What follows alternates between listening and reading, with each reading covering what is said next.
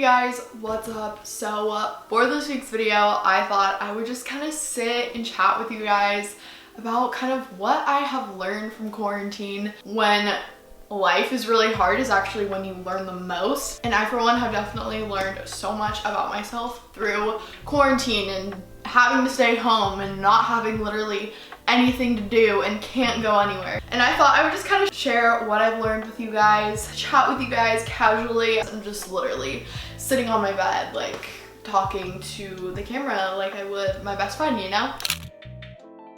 Like a lot of people, I have realized that living a slower paced life is actually really nice. Before everything went to crap in March, I was so busy. I would wake up like at 5:30 in the morning, get ready for school, go to school, come back home, do homework, eat lunch, pack my dance stuff up, go to the dance studio, come back home at like 9:30, and then go to bed and do it all again. And my life was just so fast paced. And I was the type of person who thought like, in order for me to be happy and to keep sane, I had to just go, go, go, go, go. That's how I thrived, was from a fast-paced lifestyle. And through all of this, I realized that's not exactly the case. I still definitely value having that go, go, go mentality. Having time to slow down is also very nice as well. And I feel like it allows you to think more, it allows you to reflect more, which I feel like is the only way you really grow as a person. I know that is so deep, and like we're gonna get deep in this video. Self-care is a priority and is productive, and for the longest time I would always feel guilty for like taking a day to myself or sleeping in, and just the perfectionistic kind of mindset and the fast-paced lifestyle kind of made me feel like I always had to be doing something. It burnt me out. It burnt me out of YouTube. It burnt me out of so much. In order for me to be able to give 110%, I need time to build that energy, you know? And for me, that is self-care and rest and taking a day for myself and letting myself sleep in on the weekends and taking a week off of making videos if my creative energy is drained, you know? Just really putting myself first and my mental health first is just so, I realize, just so important, and I am so much more happy. I have so much more energy and creativity to give when I have taken care of myself, and that looks different for everybody. My mindset is completely different in the best way possible after I have really started putting myself first. And I think it was because quarantine kind of gave me no choice but to put my self-care first, because if you don't already know, I was diagnosed with generalized anxiety disorder when I was like in 6th grade, and I've had it my whole entire life. So struggling with mental health your whole entire life, you learn that what you need as a person to thrive and function is of utmost importance. And for the longest time, like I said, I thought it was the fast-paced life and always being busy, and I realized it's really just listening to myself and what I need.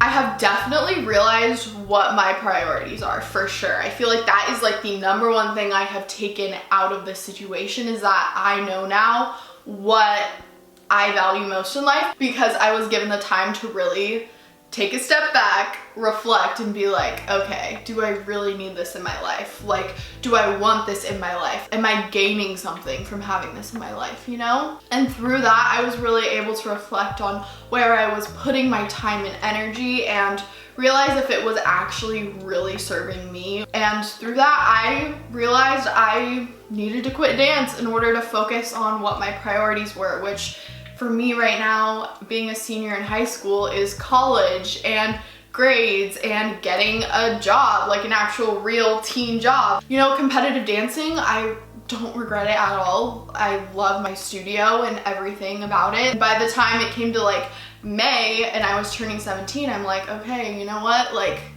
this was amazing. I don't want to go, but I feel like it's my time, you know? And with quitting dance and not spending 12 hours a week at the studio, I have time to focus on graphic design and YouTube and keeping up my grades and finding a job outside of YouTube, you know? I just feel a lot more fulfilled after really prioritizing what I wanted to versus what I had to. And also with college, I realized my priorities in terms of like what I want to get out of it. And honestly, it is connections with people and networking and doing it cost effectively. Through that, I developed a new plan. If you guys have been following me for a while, you know that I got into FIDM, the Fashion Institute of Design and Merchandising, as a junior, which is amazing and I'm so grateful for that. But I realized that school and that plan really wasn't the best for me and what I need and what I want to get out of college. I'm still graduating a semester early, but I am gonna go to community college first and then transfer into a UC, which is a University of California. I have 3 amazing choices that for the most part are really realistic, not only in terms of money, but in terms of like actually getting in, you know? And I feel like without having the time to slow down and reflect and assess my life, I still would be going to FIDM. I just feel like this time, since we were all forced to slow down, gave me so much clarity and made me realize like what I really want to prioritize in life and where I really want to spend my time.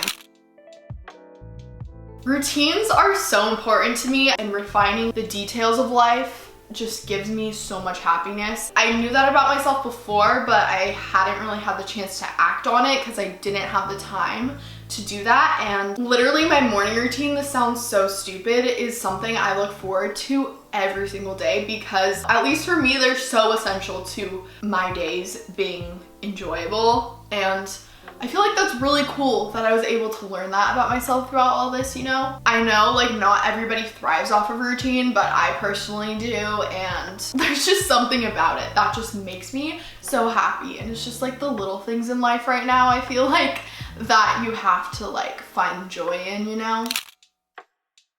Reality is subjective, and with that being true, empathy is so important. This obviously relates to like the racial tensions going on right now with like Black Lives Matter. I don't know, just knowing that reality is subjective and that your version of reality is gonna be different than somebody else. Recognizing that, going into conversations and interactions with other people in order to be like, okay, your reality is different than my reality, and I don't understand it, but I'm gonna respect it and acknowledge it and try to learn about it so I can understand you better as a person. I just feel like learning about different perspectives other than your own and learning about other people's realities and what they've had to go through is so important in developing a better understanding of the world. I feel like for the longest time, a lot of us, especially like as Americans, were so individualistic that we just kind of thought, oh, my reality is the reality for everybody else in this country, which is not the case at all. Trying to understand or at least get to know other perspectives other than your own is so important, and is something I definitely will be actively doing when life goes back to normal, like not just when I'm in quarantine and have the time, because I feel like as a human being, you can't just go around assuming everybody's experience is the same as yours, you know, and you need to stand up for people who have gone through stuff that they shouldn't have. Having low expectations is something I have definitely learned throughout quarantine, and it honestly kind of sounds kind of bad, but having low or no expectations at all is honestly a good thing because it means you can't get disappointed and your happiness doesn't depend on like a certain outcome, you know? Like for me, knowing that the Spanish flu lasted 2 years, I'm gonna expect to be in quarantine for 2 years, like at this point. And if quarantine gets lifted earlier than that, great. But if not, at least I won't be disappointed. I just have been so much more at peace with this whole craziness after really having no expectations for a specific outcome, you know? Another thing I've learned is that I am so much more adaptable than I thought. If you do also struggle with mental health or have like mental health issues and obstacles, like you can think like, oh my God, I'm not adaptable. Like that is such a bad quality about me, but I'm not, because my mental health won't allow it for me. And I realized that no, I am, despite the fact of having anxiety. It was honestly a nice surprise finding out that, you know what, if stuff gets turned upside down, I will be fine and I'll survive and I'll figure out a way to deal with it the best I can. And just knowing that about myself definitely gives me more confidence in just life, because you honestly never know what can happen. This has obviously taught us that. I always thought I was at the mercy of my mental health. Like, if my mental health was good, great, but if my mental health was bad, it was like holding me back, and whatever I did was always dictated by my mental health, and I was like subject to the state of my brain. And I have realized that that is true to like a very small degree, but for the most part you are in charge of your mental health. It was honestly really cool and empowering to like figure that out throughout all this. Sunshine and fresh air and movement and through like exercise and self-care are ways that I have like taken that power back from my, I guess, like anxiety. And I think not being like a victim to your mental health is so empowering. I was just born with the chemical imbalance, so I've literally had 17 years, almost 2 decades to figure out what works and what doesn't. And I know